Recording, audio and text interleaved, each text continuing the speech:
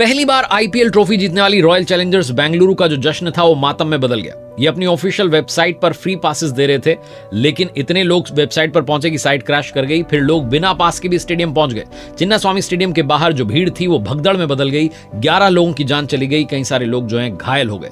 ये सवाल उठाता है कि हम हर बार क्राउड मैनेजमेंट में पीछे क्यों रह जाते हैं। उसके पीछे के कुछ रीजन है। सबसे पहला रीजन है हमारे यहाँ पर प्लानिंग का अभाव होता है। दूसरा रीजन है हमारे यहाँ पर कई जगहों पर अभी भी इंफ्रास्ट्रक्चर पुराना है, इनएडिक्वेट है। तीसरा रीजन है कि हम टेक्नोलॉजी का बहुत कम यूज करते हैं। एक और बड़ा कारण है कि हमारे यहां पर पुलिस और सिक्योरिटी स्टाफ की कमी है। वहां कहा जा रहा है कि इतने सारे लोग पहुंच गए, सिक्योरिटी स्टाफ बहुत कम था, संभाला ही नहीं जा सका।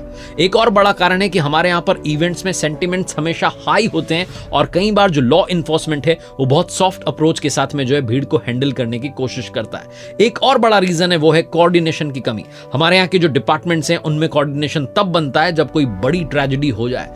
पब्लिक अवेयरनेस का भी सबसे बड़ा रीजन है हमारे यहाँ पर लोग तब तक डिसिप्लिन फॉलो नहीं करते जब तक कोई बड़ी दुर्घटना ना हो जाए, तब तक वो जो हमारे अथॉरिटीज हैं उनके इंस्ट्रक्शंस को फॉलो ही नहीं करते हैं। और सबसे बड़ा कारण है वीआईपी कल्चर। जैसे कोई वीआईपी पहुंच जाता है तो आम पब्लिक को इग्नोर कर दिया जाता है। रिसेंटली कुछ जो है पॉजिटिव स्टेप्स लिए गए हैं, लेकिन ये सारे प्रयास पूरे भारत में होंगे तब जाकर के चीजें ठीक होंगी।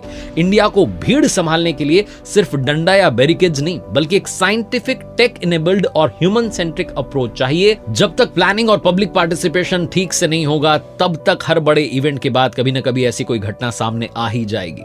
जब देश इतना बड़ा होता है तो प्लानिंग उससे भी बड़ी होनी चाहिए।